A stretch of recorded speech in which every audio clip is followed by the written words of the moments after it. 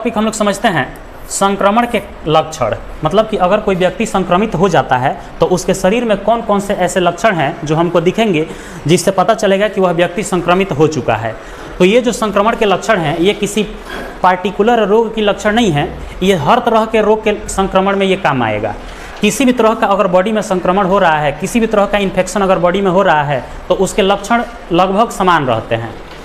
तो ये लगभग सभी प्रकार के रोगों पर लागू होता है, जिसमें सबसे पहला है शरीर के तापमान में वृद्धि होना।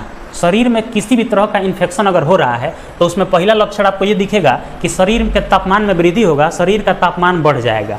जैसे आप अनुभव किए होंगे कि अगर आपको तेज खांसी हो जाए तब भी आपको बुखार लग जाता है, अगर सिर में दर्द हो रहा है तब भी बुखार लग जाता है, अगर घाव हो जाए तब भी बुखार लग जाता है, सर्दी हो जाए तब भी बुखार लगता है। इसका मतलब ये हुआ कि ये जो लक्षण है ये सामान्य लक्षण हैं, जो अगर बॉडी में किसी भी तरह का इन्फेक्शन आपको दिख रहे हैं तो उसमें पहला लक्षण आपको दिखेगा कि शरीर का तापमान में क्या हो जाएगा, वृद्धि हो जाएगा, माने आदमी को बुखार लग जाएगा।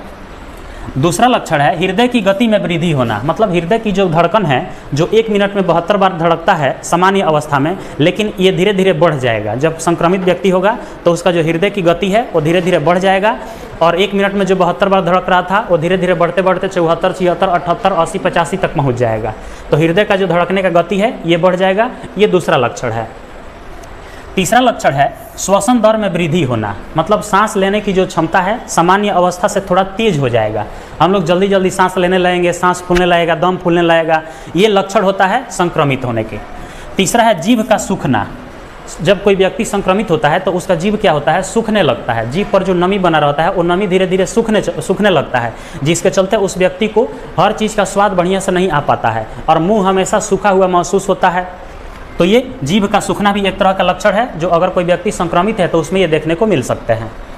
अगला लक्षण है भूख का कम लगना। अगर कोई व्यक्ति संक्रमित है तो उसको भूख कम लगेगा।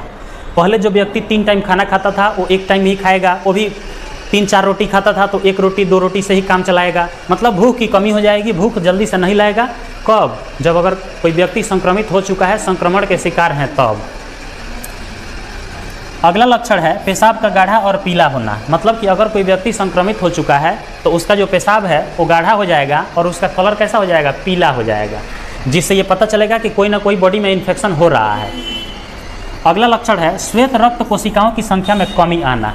इसका मतलब कि श्वेत रक्त कोशिकाएँ जो हमारे बॉडी में WBC होते हैं, जिसको व्हाइट ब्लड सेल बोलते हैं, तो ये रोग प्रतिरोधक क्षमता को बढ़ाता है, लेकिन इसकी संख्या धीरे धीरे क्या होगी, कम होती जाएगी। कब कम होगी? जब बॉडी में किसी तरह का इन्फेक्शन होगा, किसी भी तरह का संक्रमण होगा तो WBC की संख्या धीरे धीरे कम होती जाएगी और वह व्यक्ति किसी भी रोग का आसानी से शिकार हो जाएगा। तो ये कुछ लक्षण थे और ये लगभग हर बीमारी पर लागू होते हैं।